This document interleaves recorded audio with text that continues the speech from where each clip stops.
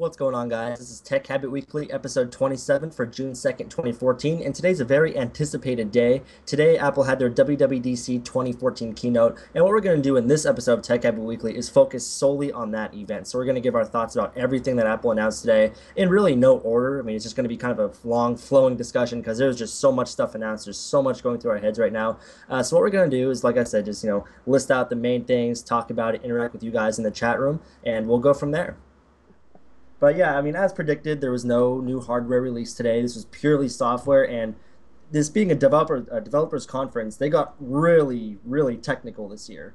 I mean, they came out with a new programming language, and they discussed it. This isn't something that happens every WWDC. But Dante, really quick, and everyone watching, post in the comments below, overall impressions and what you're most excited for. Most excited for is OS 10.10 Yosemite. That is going to single-handedly make me never leave my man cave dungeon that's down here.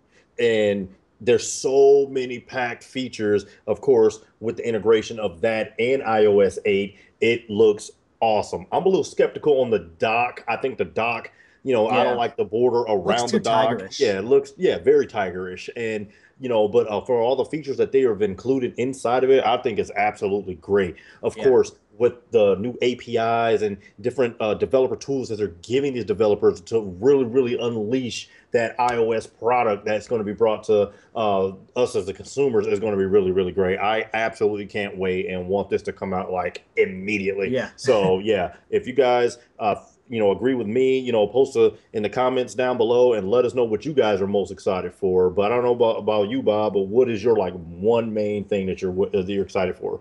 Man, the thing I'm really, really pumped about is that you can have text messages on your phone and answer them on your computer now through it basically converts the text message to something that we can interact with on our iMessage environment on our computer.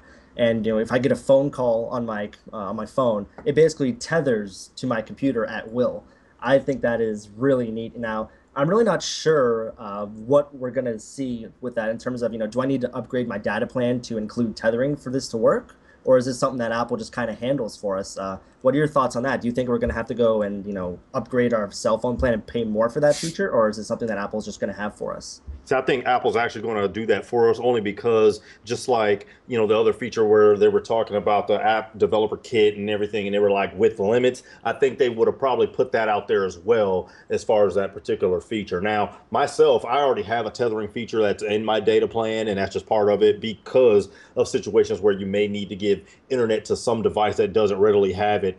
And so I don't think it'll be one of those things. I think they would just handle it just like they handled the iMessage deal, and hopefully it'll help. I know it'll help a lot of friends of mine who don't have Android or who actually do have Android devices and things. I can't message them across platform because everybody on my list has iMessage, and it'd be great to talk to other people that way. And of course, one big thing is being able to answer your phone call across different platforms, even an iPad. So that would be actually very, very great, and be able to just sit here and see who's calling, but the phone's upstairs, and then answer it. And hey, yeah, just a second, yeah, I'll go grab my phone. Or do you want to talk now? Or plug in some earbuds, and now you've got your whole environment here, and you don't need your phone to actually talk. So yeah, Yosemite is probably the biggest thing for me. iOS 8 is going to be packed full. Oh, yeah. This is not a small update. This isn't just, hey, we gave you some new icons or something like that. No, this is almost like from the ground up. Apple has been working very, very hard on these two releases, and as of course, who doesn't like free things? I mean, being able to update as soon as it's ready to go. Boom, and you're ready to go. I mean, it's great. The app bundles that they were talking about. I mean, the different spotlight features that are in Yosemite that's going to basically destroy programs like Alfred. And like you said, I'm not sure how many do we kill today. We killed about Shazam, at least 4 to 5. Alfred. Shazam, Alfred, Fiber with the whole audio. Yeah, at least 3. Maybe Notifier as well. To get notifications across your Mac and things like that. So yeah, it is very, very, very good, and I cannot wait. I mean, I'm like so pumped and excited for this, and as soon as it's readily available, it's going to be very, very nice. And like we just keep saying, free 50 discount is the best thing you can get, and yeah, I think it's very, very good. Absolutely. I mean, overall, what do you think of the whole redesign itself of 10.10 Yosemite. Me personally, I think it's really nice. Some of the icons, it's kind of like an iOS 7 sort of a thing, where some of the icons are like, it's okay, but a lot of the icons are really nice. The dock, like we were just talking about, could be better. I get what they're going for, though. They don't want any more, like, 3D shadows with that skeuomorphistic like iOS 6 was. They're trying to get rid of that stuff. I understand it, but I think they could have done the dock a little bit better. But, the new icons, all the different transparency throughout the operating system, even just like the new colors. They basically redid Aqua, the Aqua that we've known for so many years now, since, Hmm. the Tiger days, even maybe before that, is just, it's different now. Dante, do you think it's a turn for the better or a turn for the worse? Oh, definitely a turn for the better. I mean, the interface looks so clean to me, with the exceptions of my opinions on the dock, as you stated. Yeah. And with what I think they should have done in a roundabout way is maybe just have your icons kind of floating there in space. I mean, make your wallpaper go all the way top to bottom and just, designate so many pixels to say, hey, this is the straight line that's going to be across, and you can put everything there, and it'll act just like your normal dock like that we're using here on Mavericks, but just leave it there for just that cleaner interface. But definitely with the dark mode and different things like that, I don't know how many times I'm down here with all three monitors powered up, and it's late, and I've got the light already off, and it's like, oh, it's Yep. so bright. So it's one of those features that I know I definitely would use. And not only that, just being able to compile so many things with just a click of a button, and then making some like the share button and different things the same as it is on like iOS 7 is now. It helps the user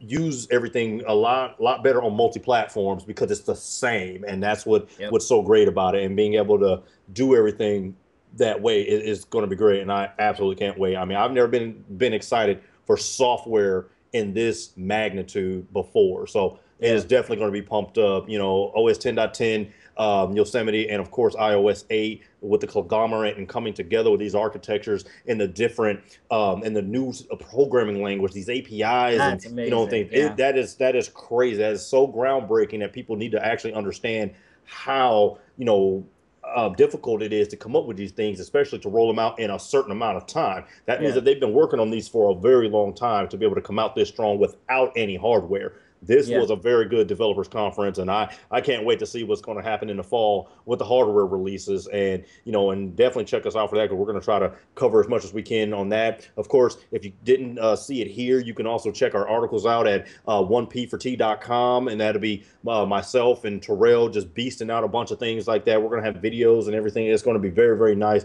very intuitive, very interactive, and it's going to be great. So if you guys didn't get a chance to check it out here, definitely check out 1p4t.com. Yeah, and me personally, I mean, you know me, if you guys are new to the channel, welcome. I hope you subscribe and stay, because we do this stuff weekly on Tech Habit Weekly. It's actually the podcast that this is, being recorded on right now. This is episode 27. So we talk tech every week here. But besides that, a huge focus of my channel is on the Hackintosh. And this poses a big question, is the Hackintosh scene going to continue? And I'm all but, 100% certain that it is. And as soon as I get my hands on that first development seed that is available today, you guys better believe I'm going to start working on a tutorial. If you guys are familiar with the Hackintosh scene, what's probably going to be holding us back right now at the moment is going to be a bootloader. Really, there's just no bootloader out right now that supports it, at least that I or the community is aware of. So, but probably tomorrow we're going to have a new version of Chameleon or Clover or something that's just it's going to work out and it's going to be awesome. And so you better believe that I'm going to have a tutorial on how to install this on your Hackintosh system. Me personally, I'm pretty proud to say, I guess, that my main machine now is coming up on 4 years old. It's run Snow Leopard, it's run Lion, Mountain Lion, Mavericks, and now this is going to be the fifth major OS release that this Hackintosh has seen. So it shows, kind of the compatibility of a Hackintosh and how far that it can actually go. So I can't wait personally to install OS 10 Yosemite on here. And as far as my phone, I'm definitely going to be installing iOS 8 on here as well. I know perfectly well that it's going to be, kind of buggy at times. This is, a day one developer release, but be sure to post in the comments. So right now, we'll go ahead and we'll interact with you guys here. Are you, if you can get your hands on a developer seed of either OS 10.10 Yosemite or iOS 8, are you going to be installing that today? Dante, what about you? Are you going to be, wiping out a hard drive and installing Yosemite on it? Or are you going to be, taking your Oh, main device to iOS 8 today? I've got a 1 terabyte Western Digital black hard drive that's just sitting here waiting to go for 10.10. iOS 8, it will be installed on my phone tonight. Oh yeah. And if it's not on there tonight, I'll definitely definitely kill myself. And definitely, we're going to have an article that'll be up on 1p4t.com to actually show you how to do this. But yes, iOS 8 will be installed on my device tonight. Oh yeah, Bob, I have no words almost for how blown away I've been with this entire event because there was it a was back lot to today. back to back to back to back to back. Even with the health stuff, I knew they were going to come out with the health things and a lot of things. Even as speculate, a lot of things did fall exactly where we thought it would. But I thought it was really nice how they actually integrated it and showed the different charts and how everything went together with your heart rate and steps and different things you can just put together is Yeah. very nice. A person like myself probably won't use that, but a person that is very health savvy and very, very fitness oriented will very, very, very, very, very, very much so like that particular architecture that Apple has brought to us on iOS 8. And, I just can't wait. So it's going to be very nice. Absolutely. Yeah, and even I mean, even if you have grandparents, I mean, a lot of people joke and say that, oh, iOS is just for old people. I mean, because it's true, a lot of older people find the iPhone easier to use. But now, I mean, if you have maybe a relative that's, maybe in their 70s or 80s, health is something that you really have to start, considering and really start caring about. And the fact that their phone can really help with that, that their phone can send medical information to their doctor and their doctor can reply to that information, that's a humongous peace of mind that you just don't find that kind of like a family connection, I guess you could say, on Android or Windows Phone. I mean, a lot of people might not care about that kind of stuff, but if you're in the position that that's something that I think really differs iOS from Android. I mean, iOS always, if you look at an Apple ad for an iPhone or an iPad, they focus a lot on the family, and so I mean, that's something that you'll never see on Android. Android tends to be for the people that are really technical and they really want to change out their bootloaders. They want to change out all this other stuff on their phone. But I mean, Apple, it seems that now with a lot of the stuff they announced today, but apps talking to each other, finally, we've been waiting for that for so long, and now you're kind of getting more of that freedom that you found on Android. Plus, you get that that really personal connection with your technology that I feel confident that this device is secure enough that I can give to my grandmother with her medical information. On Android device, I just don't trust its security. And as they mentioned right in that keynote, 99% of mobile malware is found right on Android. And me, myself, personally, I mean, I like my OS 10 setup that I don't need an antivirus. I've been running it like I was saying earlier since the days of Snow Leopard. Never have I once had any kind of virus or anything, and I don't have to fumble with malware programs or antivirus. And I want the same experience on my phone. And now that these devices, with especially with the continuity that they released today, my devices, they're going to interact so much better now. The fact that my phone can be over in the other room and I'm not going to miss a phone call anymore because I'm going to get a push notification on my computer.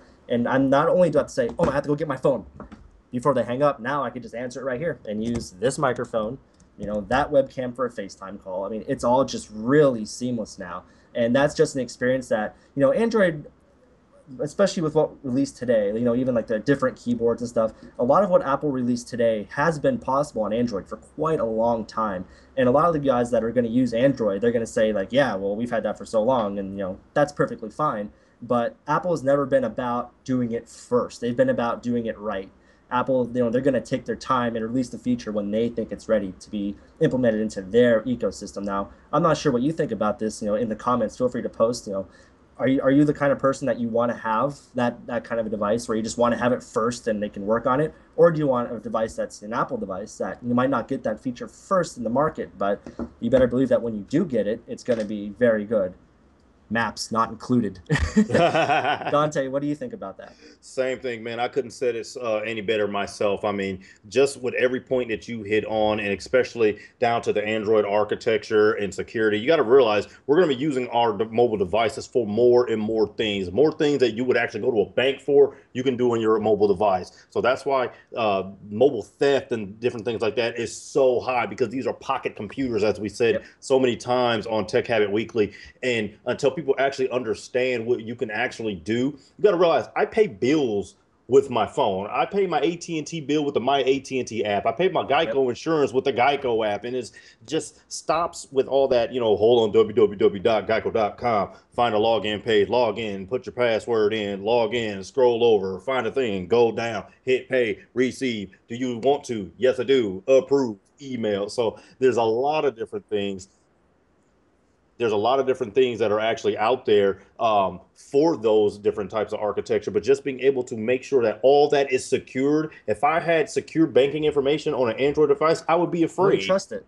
Yeah, absolutely. And like you said, with 99% of the malware coming onto Android device, and I'm guessing that other sliver is probably Windows Phone or BlackBerry or something, or a conglomerate of the two. And those things, it's just it's not like iOS is like invulnerable to any of these things. It's just that the security has always been updated to stop these hackers and these different people trying to intrude devices in that way. So that's a very positive thing, especially something to invest in if you're looking into getting a mobile device, because now these devices they cost so much now. It's like, man, you're buying like a high-end laptop or something almost Yeah. when you look at the actual retail price, the full retail price of how much these devices cost. So having something like this, I definitely helps my security and helps me sleep at night. Of course, like with Apple Keychain and a lot of the different those things, to have encrypted passwords and things that are Yeah. harder for people to crack. Hackers can crack something if they've got enough time, but most hackers, they want something they can do that's easy. And if they see that yours is really encrypted, they'll go on to the next guy.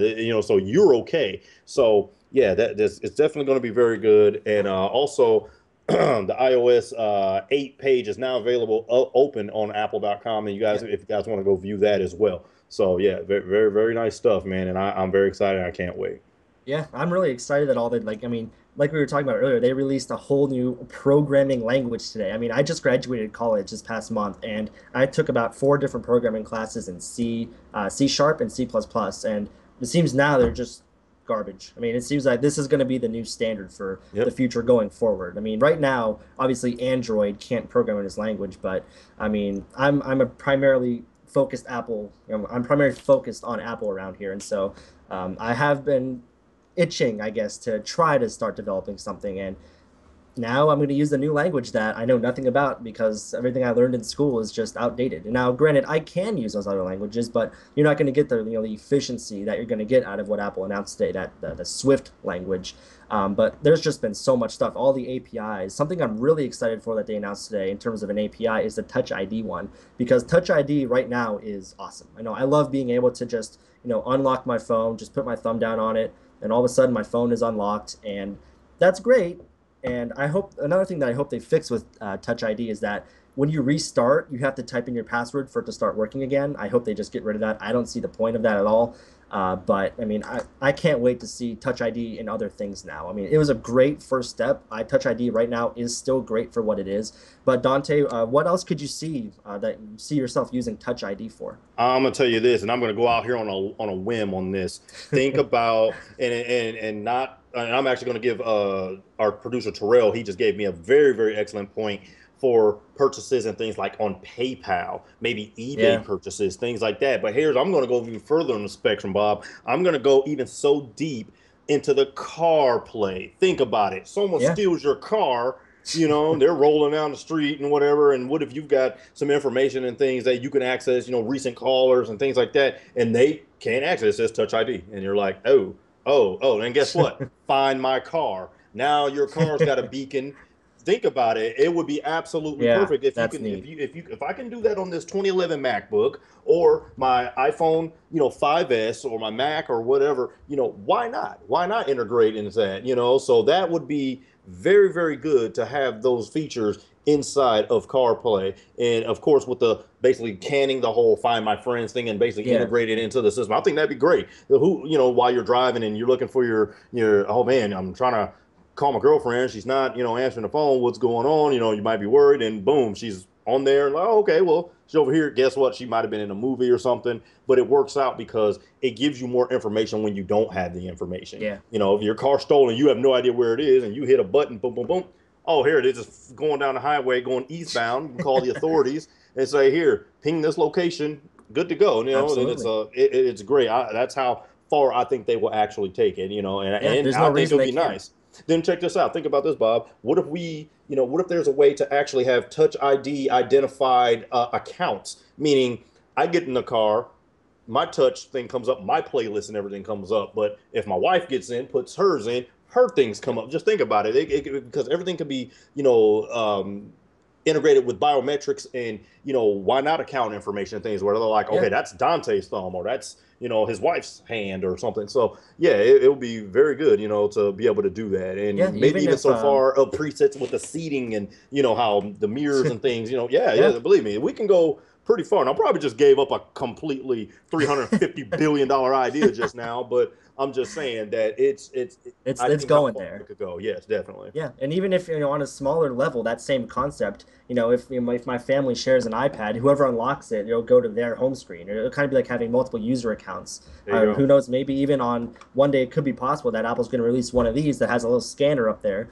and I can just sit down on my computer, put my thumb on it, and it opens up my account with There you my go. icons of the dock and my information. There you Um, go. this stuff is just getting started with the potential, and it's already very powerful.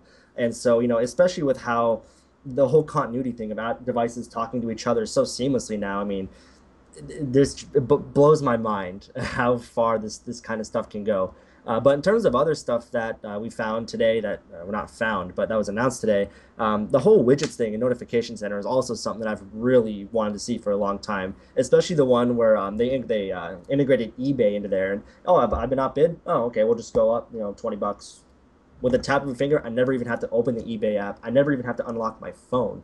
Now that gets right there to be, sort of security. Am I going to have to scan my thumbprint in order to make that bid? We're not really sure how that's going to go. But Dante, what other widgets in the notification center have you been kind of wanting for however many months now? Oh, I mean, definitely. I mean, even with the weather widgets and things like that. I mean, and this is stuff that Android software has had, and and even iOS, even if you've had some jailbroken apps and things like that. But it's the look and the style of those certain things. And then, like you said, the eBay one, that I was like sold when I saw that. I'm like, done. I'm done. Don't you have Yeah, to tell me anything you have else. to talk to me again. And yeah, it's perfect. I mean, and just think of, okay, maybe what if it was not just a widget like that? What about maybe your Twitter client or something? And it's just right there, and you're like, well, okay, Yeah. I can see new tweets and whatever, and at replies, all those things just right there, and you don't have to open it. I think that would be great, but I think it would work better for more like interactive applications. Like we said, like eBay and things like that. And I mean, it'd be nice. I mean, what if there's something that you're uploading, to YouTube or something, and maybe you get like a progress bar, even though it's uploading at home or something. I don't know. And Yeah. it'd be nice to say, okay, man, we got, man, it's going to be about another hour, but you're somewhere completely somewhere else, and you can actually see that, hey, my video's up and ready. I'm going to go ahead and tweet this out and, get people to watch it. So there's a lot of different things that you can actually integrate with that. And I really can't wait. Can't wait. Yeah, me either. I mean, like we were saying, we're gonna get this on here today. Like tonight, we'll be running the iOS 8 beta because I just Definitely. can't wait to use these features. Now, Another one cool thing, thing. Bob. Oh, go Oh, I'm ahead. sorry. I don't mean to cut you off, No, Bob. go But ahead. one thing, because I just got excited about it because I started thinking of back over with the jam-packed WWDC conference today. What about the integration with the things that are going to be in the home?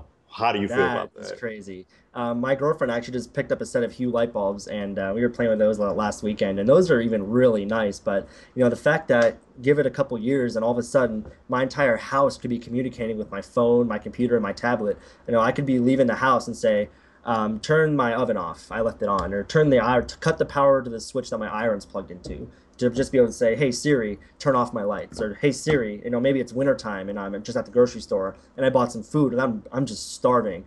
Siri, preheat my oven." And when I get home, my oven's preheated. I don't have to wait for it. It's good to go. Siri, I left my heat on. Siri, I left my air conditioner on. Okay, I've taken care of it for you, and it's shut off. I mean, it's a feature that's going to save you a lot of money, save you a lot of time. Siri, I left my garage door open. The garage door starts going down. So, Dante, what else do you think that we could have in our home, have that integrate with? I mean, definitely with everything you've said. I mean, and you've, of course, with saving money and time and things, think about, hey, Siri, I'm almost home. Open up the garage. Yeah, Hey, I'm almost home. Turn on the lights, things like that. Hey, I'm out of town, shut all these things off, or have a widget that you can actually look at and see what's already on and that'd have be neat. toggle Yeah. switches to turn them on and off and things like that. That'd be nice, especially a CarPlay feature. That'd be nice to sit there and just go, click, click, click, all right, well, lights are on, this is off. I mean, everything looks good. All right, we're ready to go. The house is secured, Siri, locked down. what's the Yeah, weather like today? Brr, yeah, it's 2 degrees. All right, can you start my car? Just yeah. have your car warmed Oh my up. I gosh, mean, it's like there's so many the whole possibilities. spectrum.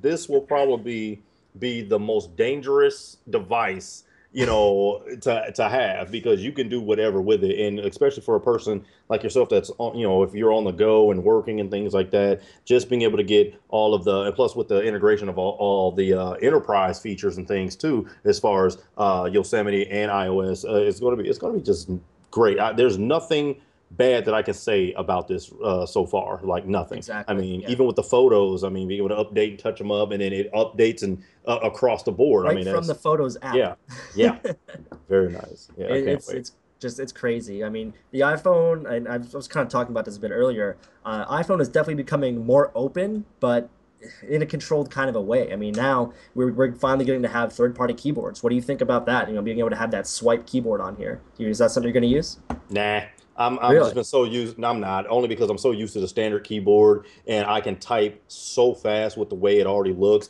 But there's a Yeah, lot that's of true. people now. This is what I think is good about it, and it may be Apple's direction indirectly. But there's a lot of people that are going to be switching from Android to iOS. Well, to get, instead of getting such a huge learning curve, you can keep the keyboard that you like, and you can still use it the entire time. And maybe eventually you'll go to a different keyboard to find out one makes works better for you. But if you like the swipe keyboard or something, you can keep that. And I think that's great, because for new customers who aren't used to that platform, it's not going to be such a huge learning curve. And then, like when they were saying earlier about Android users are usually on software that's like 4 years old. There's probably people still running Cupcake and Froyo and Yeah, and Gingerbread and things like they're out that. there. And it's out there because of how the updates are pushed out per carrier. Android, Google says, hey, it's out. And T-Mobile says not yet, because they got to put their bloatware and different things like that in there. Yeah. But when Apple says it's out, it's out. Not, hold on, it's out only for the 4S, and then after that we'll do the 5, then we'll do the 5C, then we'll do the 5S. I mean, it's not like that. I Yeah, mean, it's like not at boom, all. it's out there. And now, of course, the servers are going to be bogged down like crazy, so don't expect like this, super fast, adaptation for it. But it to me, everything that's coming out is just like, it's very, very revolutionary. And you guys have to realize how many updates of 10.9 have we had? It's only been 3. Yeah. So, and it's like boom, new, oh my Yep. gosh, and then it's free. I mean, you can't beat Free. free. You can't. I mean, that's why I'm like, I mean, it was so jam packed, and having all that for free at the tip of your fingertips is just great. Yeah. And I And I mean know that's Terrell, just our producer, will definitely appreciate that night or that dark mode. Yeah, because he really oh likes yeah. that. Yeah. Yeah, but I mean, that just underscores how good of a position that Apple's in, because this stuff takes thousands of hours to engineer. I mean, you have to pay engineers, probably hundreds of dollars an hour to come up with this stuff. And yet their bottom line is that good that they can make the entire OS free. Not just the desktop OS, but their mobile OS too. I mean, it underscores how good of a position they are in financially. And that right there allows them to keep innovating at this rate where we get that, every single year for the past, 2 to 3 years now, we've had a new operating system for both the mobile and the desktop. Or in the desktop. I mean, a couple years ago, back in the days of Leopard, we'd go up to 10.10.5.9, and we'd Mhm. get a 2 a year product cycle because that was good enough. But technology moves so fast now, and Apple is making that much money to where they can continue to pay all these engineers to keep just innovating and just driving the industry forward, and still make it free and still make it just available to every single one of the users possible. I think it's absolutely amazing. And I mean, Windows. I just don't think we'll ever see a free operating system from Windows. I just don't think we'll see it. I mean, they're doing very well financially too, but I don't think they're doing that well. And I mean, just the integration as well between the mobile and the desktop. I'm not sure if we'll ever see that in Windows. What do you think about that?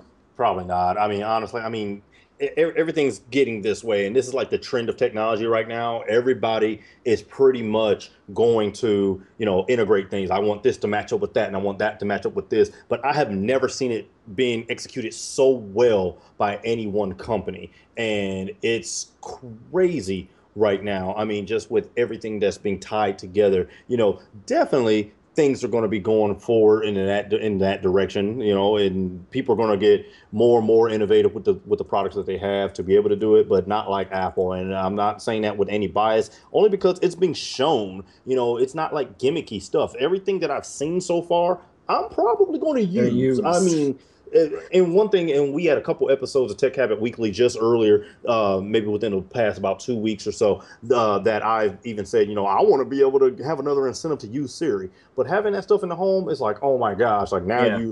you're going to make me use Siri. And then think about even the dictation of being able to put your actual audio in a message, Yeah, not that's FaceTime nice. audio, just an audio clip in there, It which, kind of oh my makes me wonder gosh. too if that wasn't a feature kind of bred for CarPlay. You could just kind of, reply, record it and just send it. You don't have to Hmm. like dictate to Siri and then have Siri maybe misunderstand something and have to fix that typo while you're Right. It's driving. your actual voice. Exactly. Absolutely. Absolutely. Yeah. And it's another thing too that, there's plenty of applications that do that. It's nothing new, but the fact is that I can do it right from Siri or I can do it right from the built-in app. I don't have to say, Siri, launch Viber, have it open Viber, tap Yeah. the screen to actually start the dictation. I could just do it. I could say, okay, Siri, and start dictating. And Yeah. once again, the whole okay, Siri thing, okay, Google. It's the same thing. It's one of Right. those things that, they weren't first, but they implemented it right. Right. Now Right. it's time and now it's here.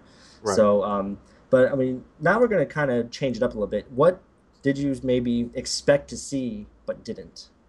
Oh, definitely. As far as the, you know, application error and everything that was going there, we didn't see any hardware, of course, and I Yeah, we thought that didn't was. predict that. Yeah, I thought that was kind of weird because everyone has been asking, hey, what about the iOS 6? Or I'm sorry, what about the iPhone 6? What about iPhone 6? iPhone 6, iPhone 6. I watch Apple TV 4, something, and we got none of that. And or no new Macs or anything like maybe a new updated Mac Mini or Or anything. even like an Apple And TV, or like a lot of right. people were wanting a 4K display. Nothing. Yeah, And nothing. a 4K display, I would think that's not something that's just kind of appear on Apple's site. Like, hey, look what we have available now. They're probably going to make a big deal about that when it happens, but Yeah, I think they're going to keep us waiting for fall on definitely. something like that. Definitely. Now I can tell you this. I'm gonna in I want to get your opinion too, real quick. But let's try to switch gears for just a second. What do you think was one of the like dark horse type features or something that came in that's like maybe people aren't really giving like that much credit to? But I can tell you, a person like me, I'm going to give a lot of credit to Safari and how fast Safari will become in 10.10 and some of the different things that are going to be like with the HTML5 updated things on there, Spotlight. I mean, because I use a program called Alfred to run those same Uh-huh. things. And it's almost like, what was I doing before Alfred? And now having that integrated, that just saves more disk space on my SSD because I don't have to worry about these third party apps like all these extensions and all these different things that have to be running and preferences and different things like that. I can just set up from the box out of the box those different things. Now Yeah. basically I just got to install iStat menus and then I can just go, and I'm good Yep. to go. So yeah, instead of so One many thing, other um, apps. Yeah. one thing I really liked was the whole handoff feature. The fact that this has actually happened to me plenty of times where I'm like, I'm typing out a message and I'm like, I have a computer right here. Why am I typing on this stupid little keyboard? Okay, now I can actually resume that email or that iMessage right on my computer. I'll type that what I've already typed out, so I don't have to like retype it or copy and paste it and email it, and then I could just pick up right from where I left off on here and say, okay, I have a full size keyboard right here. What am I doing? I put my phone down and just click of the mouse, and I'm right back up to where I was typing that message. And that goes right in with the whole continuity thing. And one thing that Apple said, and they hit the nail right on the head, is that you want to use the device that's right for the moment that you're in. If I'm about to go, it's kind of the same feature where if I had the Maps app, I can send the directions to my iPhone and be on my way. They've kind of grown on that, and they've added a lot more functionality to that now. Where the device that I'm using at that time can all of a sudden talk with my device that I'm going to be at next seamlessly. It blends in that way with your lifestyle, and I think that's really neat. Do you see yourself using that at all? Oh, definitely. I mean, just because of how all the multi-platforms that I have, with having, a MacBook, an iPhone, and an iPad, and a Mac Pro, all those different things, being able to just hand them off and just do this, or hey, that's about to die, or whatever, and I can finish up over here. That is absolutely excellent, and I think that is absolutely the wave of the future of how things are going to be supported and developed from here on out. And I believe that Apple actually set the gold bar standard, like, hey, can you top this? That's like a next level of up. And Yeah. I'm just glad that everything is going towards that way. And at least from a person like myself, and guys have to realize how I got into this thing. I got into this running Hackintoshes, and it got to the point where I was like, man, this is awesome. And believe me, I know you love your Hackintoshes, Oh Bob, and I'm happy for you, but it got to the point where I was like, man, I want to get me a legit Mac. And honestly, if it ever got to the point where I have to choose again, I can go back to a Hackintosh, no problem, because of the features of Mac OS are there. That's it. That's yeah. trying to get that Mac OS on there, and that's why it's very important to keep the Hackintosh community alive and everything, because people who may not be able to afford one out of the box or brand new or don't want to take the chance on one used, they can build a brand new system that's a Hackintosh and run all these features, and it will run just fine. So yeah, it's very, very exciting. I'm waiting to hear to see what happens when you try to get 10.10 running on your Hackintosh, Oh yeah, I and can't just wait. look at the longevity. Like you said, 4 years. Look at the longevity of that. You can't have a phone for 4 years, No, I would and die. but a computer that is upgradable, you've changed parts out, you've kept it, and kept it going, and it's ran through it's going on 5 Mac OSs. That's crazy, and in between those 5, how many came out from Windows? I think 2, Yeah, yeah. so if you want to count Windows 8 to 8.1, so maybe 3, but yeah, it's just to me the life of these products, and even with the OS, is just more because it keeps changing and keeps getting better. And these updates are not subtle updates. Some of them are in between, like the 10.10.1 or something. But when they do these, it's like security fixes, bug fixes, things like that, and then it's like boom, new OS, and it's like Yep. what? And in the time that they made a complete OS, Windows would have stretched it out and been like, all right, here's our new $500 OS that comes in 15 different configurations. Versions. Yeah. Yeah, so it's crazy. And then it helps the user. It's just like there's only one. There it is.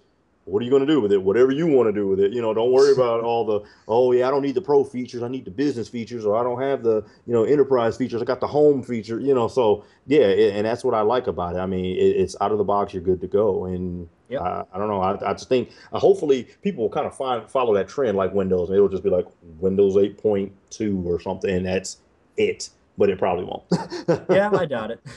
But I mean, another good example of, the Hackintosh. I mean, the show that you're watching right now, all the stream shots, like all the lower thirds, it's all being run on a Hackintosh. Yep. I mean, how much did the Hackintosh cost? We have a Ivy Bridge Core i7, about, like $100 motherboard, nothing special, maybe $150 graphics card, and it's beast in the stream. Yeah. I mean, Hackintoshes are a great way to go if you watch my videos and you buy the right parts, you know what to look for, then you'll have an awesome experience. But getting off the terms of the Hackintosh, another thing that I'm really excited for, and I want to hear your opinions about it, Dante, and you guys watching in the chat. What do you think about the whole iCloud Drive thing? How exactly are they going to pull that off? The integration with the OS looks really great, and it seems that they're finally giving Google a run for their money because we've had storage on iCloud before, but it's been very restricted. You can't really pull it up, in terms of, just view your files on there. You could back up your phone to it and restore from it, but that's about it. Now you kind of have it a la carte. It's basically a Google Drive from Apple. So what exactly do you think about that?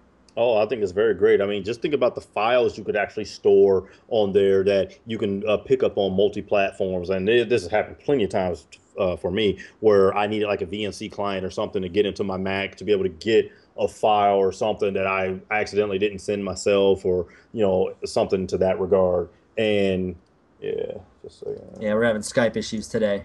yeah, we'll get video back in about 15 seconds. But yeah, we've been having Skype issues all day today as Yeah, far as our it's always video. fun. And But yeah, I oh, mean, anywho, so back to what I was saying. I mean, mhm. how everything came together with that. I just think that I don't know. I mean, to me, everything it's just hard to get the words for it It is. because it's astonishing. It really is astonishing to see technology grow. I mean, because this is the thing. This is what we do. And technology is what we're about. A lot of people when they say, hey, what do you do? First one or two things is going to be something about technology. Well, Yeah. tech YouTuber, things like that. So just having all this is just, man, it's like I'm blown away, and I just can't wait to actually use these things. But I don't know about you, Bob. Like, what do you think? I'm very excited for iCloud Drive. I have some actually.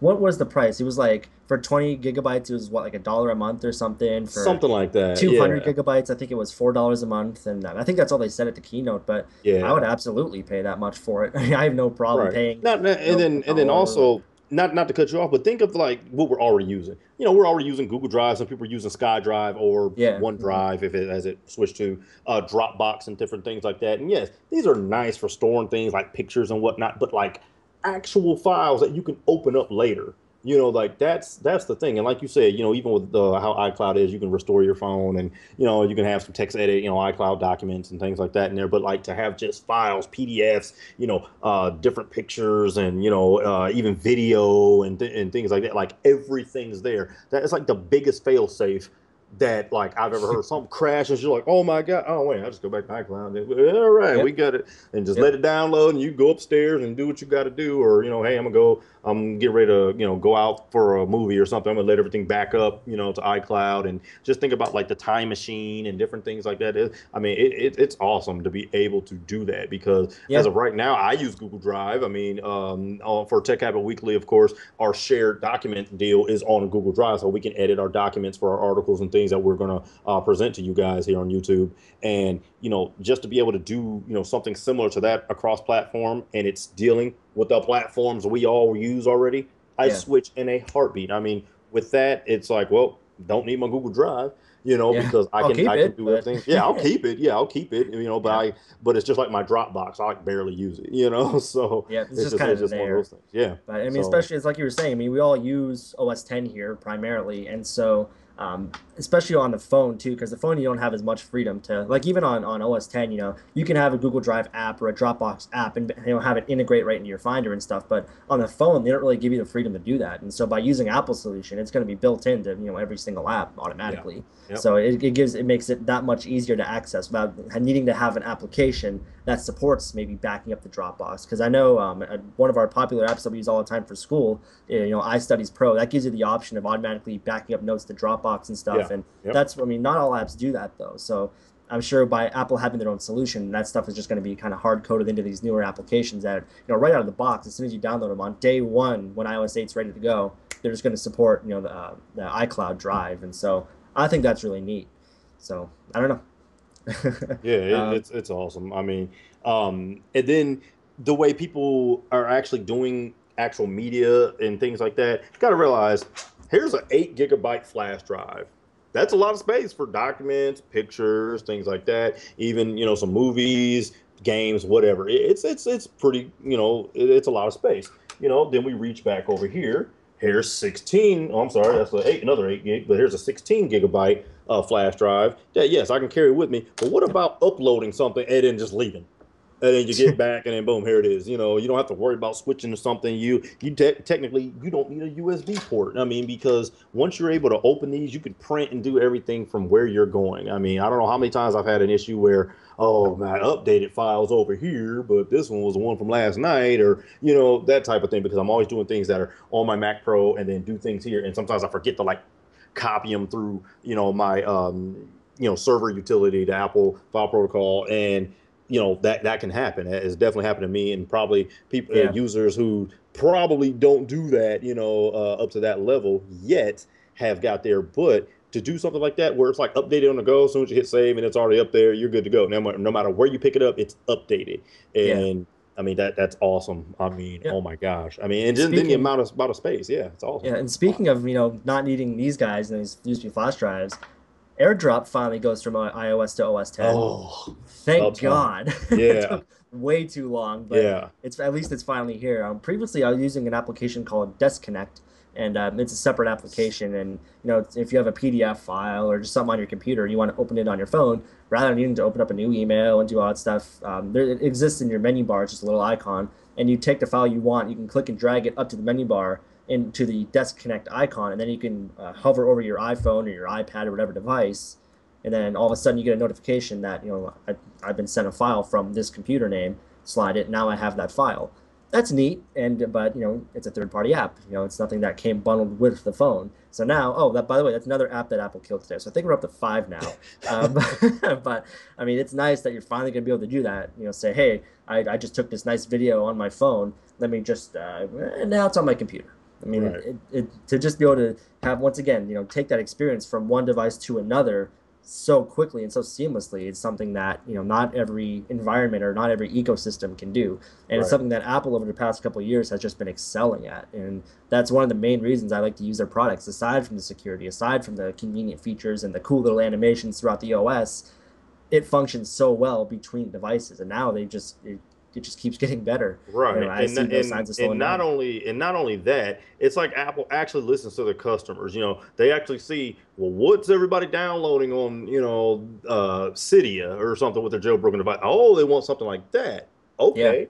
Well, it's been downloaded this many times on this many devices. Hey, clearly well, there's a let's try to, demand. yeah, there's a demand for it. Let's try to integrate that into our system. And, it's crazy. I find myself less likely to jailbreak things now because it's already Yeah. packaged up, and I'm like, hey, I don't need to do that. And then think about running processes. It's going to slow down on the running processes like of my Alfred and, other different, applications that are third party that I want to have my Mac work the way I want it to work. And if it's all packaged up, well, like I said, you're saving disk space and running processes. It's already built into the OS, and that's just going to definitely cut down on your battery on mobile devices like your laptops and net notebooks and things like that. So it's going to be very, very good to have all that in there and still get all those features without having to Yeah. download this, download that, then updating them separately, or it's like once the OS gets an update, everything gets updated.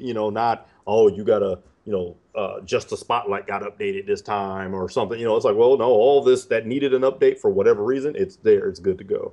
And yeah, I think it's going to be great. But Yeah.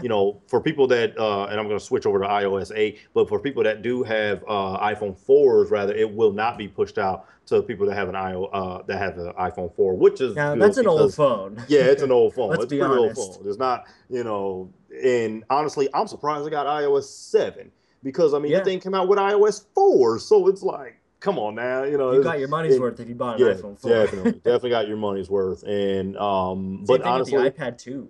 yeah, iPad too. That has got to be the most versatile tablet that Yeah. I've seen. Apple has made something that It just stable doesn't die. that doesn't. Yeah, and oh my gosh, just the fact that you can still go buy it. It's weird. Like that. I don't know. It's really weird that you can do that. So Yeah, and nice stuff.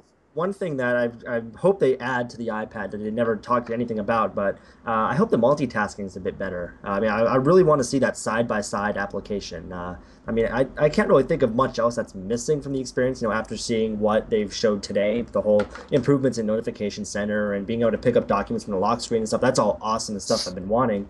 But one thing that they didn't talk about, and I'm sure that if they were going to release it, they would have touched on it at this keynote because it is a big feature. But I really want side-by-side multitasking. I do agree, Dante, or do you think that's something that they left out for a reason? I think they left it out for a reason because maybe they want to launch that, separately, or maybe there's some bugs with it or something like that. I mean, maybe we'll get in a new iOS update that will only affect the tablets and, as far as that feature. And I don't know. I mean, because like we were saying on Tech Habit Weekly, I mean, on our phones, it's probably not very feasible. Now that they do have the notification center where I can like do in-app replies and things like that, that fixed a huge problem that I Yeah. didn't like. I mean, I used to use like Byte SMS and stuff that was when I was jailbroken to have that feature, and now it's pretty much integrated. And but I don't know. We'll have to see. I mean, I'm sure there's going to be some issues like, okay, well, how are we going to do this on the iPad Mini, or okay, how's it going to look on the bigger resolution and things with the iPad Air and things like that. So maybe there's some of those things being thought of, and because it's definitely coming. I mean, of course, I mean, just because of the fact that they've got different keyboards to choose from, I know that that's coming. And, just Yeah. because it's not readily announced yet, I'm sure they're working on it. Yeah, and interestingly enough, I'm looking at my Twitter feed here, and Detroit Borg, I'm sure all of you know who he is, but he's Yeah, downloading Mavericks, and people are out replying him with the fact that you can't run the current version of Final Cut Pro on the new operating system. So, if you're planning to update to this today, you're gonna need to have a like a backup of Mavericks or whatever OS you were yeah, on now in order to run Final Cut, because yeah. that's kind of disappointing. And I hope Apple releases an update, but kind of makes you wonder what other applications aren't going to be available to use right out of the box of installing Yosemite. Probably Skype. Yeah, if it's Since anything it like always Mavericks. is, because Skype is always there. And yeah, as I can see, Detroit Borg does have, a picture of his, Final Cut Pro icon with like the no slash through it, Yeah. and it's like, so definitely confirms everything that he's talking about. So yeah, it's going to be great. But we will. I just can't wait to put this iOS 8 on my device, and that will be up there later on tonight, and it's going to be very good. Can't wait. Yeah. But yeah, overall, I mean, really, really solid keynote. And I'm surprised they went to that level of, technical today. I mean, that's not something that they've done before. I mean, they really got in there, actually showed like lines of code. I mean, they don't really do that a whole lot. And so I was glad to see that. And I will say that I'm glad I took those programming classes in college because I actually could understand what they were talking about. But I mean, not fully everything. I'm not like a full-on application developer or anything, but I can at least have an idea of what they were talking about. Whereas I'm sure a lot of people were like, "Yeah, let me go Yeah. grab a pop." Yeah. What is this So, module he's talking about? Yeah, I know what you mean. all right. Comment from Saxman 112. I know something they left out: the ability to select default apps for certain things like web browsers. It annoys me that when I open up open a link from my mail app, it has to open in Safari. I definitely would like the choice to pick a default app for certain things. Like even I know there's different mail apps for iOS, so I could say when I want to email this out from an application, when I go to share this, open up this app instead of the default app. That would definitely be nice. I really hope. And now the operating system has that underlying architecture where now apps can talk to each other and do things like that. So really, there's no reason that that can't happen. It's definitely possible now with that technology. So I hope that's something that kind of sneaks its way in there. Let's see. Next comment. I'm going to make a far into the future prediction. I think that the next version of OS 10 after Yosemite it will be made using Swift. Hmm. Interesting. Very. Yeah, but I mean, Swift itself, it definitely looks like it's gonna be a huge breakthrough. I mean, even just like the way that Xcode reads it, how you can have like the real-time preview of your Oh my applications and stuff. gosh. That That's real neat. and then like just when I saw that window open, I was like, are they going to have live previews? And then like it just blew my mind, and It I'm just like, like you've got to compiles kid. for you. It just Right. keeps going. Yeah. Man, that is crazy. But even the That's language itself, I mean, having multiple return types, if you have a method that's, an integer based, you can return a different type. That's Yeah. something that you can't do in C. I mean, it's a huge restriction. So it's definitely really neat to, have all that different stuff. And it looks like it really condenses code as well. I mean, they showed like a whole block of code being condensed into a single line. So I mean, it makes writing your applications a lot more quick, a lot more efficient. And so we're gonna have to see what kind of applications now in the next year or two bring us from this new language. And apparently, it seems to be a 10x performance jump. And speaking of performance jump, that whole the metal that they announced. I mean, Oh I'm a yeah. huge metal fan here. So, but that aside, it looks to be really fascinating. That whole Zen garden that they showed was really something. Just to have all those different things going on at the screen at once. I think they mentioned they could have over, I think it was maybe 1.3 billion polygons or something on the screen at once. That to me is just fascinating. Yeah. I mean that's the kind of performance you kind of expect from like a desktop tower or something, and it's being done on a device that is this thin. Yeah. Yeah. It fascinates me. I mean, Right. I don't understand. Who is this? Is it Netherlands Gaming HQ? Can I run 10.10 on my iMac 2009? You should be able to because it's 64-bit processing. The things that won't be able to run it is the same things that won't run Mavericks, which is like anything like 2000 and I believe 7 and lower. Maybe 2008 if you have like just a 2008 maybe MacBook, but like the MacBook Pros and things that support 64-bit processing on up should be just fine. Yeah, I would imagine. I don't know Yeah. what the current restrictions are for Mavericks, like where the cutoff point was. Was it like 2008? See, Uh, I thought it was either 2008 or 2007, and that's only yeah, because, and it's usually just because of the processor restriction, yeah, usually. Other than that, I mean, I've got Mavericks running 10.9.3 on a 2009 unibody that's upstairs. I got it yeah. on here, this 2011 15-inch i7 here. I have a 2010 MacBook.